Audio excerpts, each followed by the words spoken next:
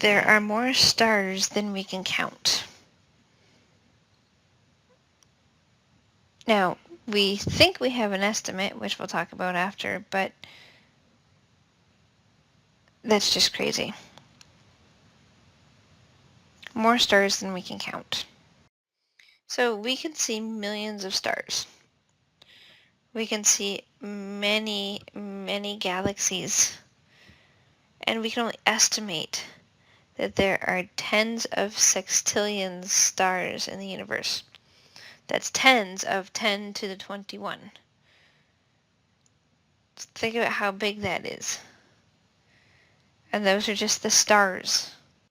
But just like everything else, we want to be able to group them into categories. So how do we do this? When we look at a star, we look at the brightness, its color. Now its temperature and its color go hand in hand. Its chemical composition, its size, i.e. radius, and its mass. And we think we have an idea of the life cycle that a star goes through from birth all the way to death. Okay, so we have to talk about something called parallax if we're going to talk about distance. So the parallax is the shift in the star's position according to how we see it, right? The old trick, if you hold your finger out, right, one finger, hold it arm's length away from you, close one eye, close the other eye, it looks like the finger moved, right? Well, the finger didn't actually move, it was just which eye you were looking at out of. So it's kind of the same thing with the star. The star is kind of that finger, and then we got to look out both eyes. Well, in order to do that, we have to look at it, 6 months apart. So January, July, and February, August, whatever it is, but 6 months apart. So you have to look at it twice a year, and you can see from the picture how it looks like it moves. Well, given that, and then do some geometry, you'll be able to figure out how far away the star actually is. All right, so the parallax is measured in angles, okay, arc seconds, not degrees. Now, the interesting thing is the smaller the angle, the further away the star is.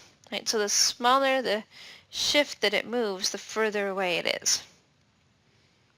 And you can kind of do this if maybe you look at one thing that's really close to you, and then you look at something further away in the house or office or wherever you are, and you can see that the shifting of the angles has not changed as much as the one closer to you. Another thing to talk about when we talk about parallax is the parsecs. Right, so 1 parsec is 3.3 light years. Well, what's a parsec? A parsec is how we measure the distance. And so 1 parsec is 1 over the parallax. Okay, so the bigger the distance, the smaller the parallax. The smaller the parallax, the bigger the distance. Right, so they're inversely related, and that's all that equation is saying, is that they're inversely related. If you want, you can go to this website here. I left it in there for you because it kind of shows you how this relationship works. You can put numbers in and play with that.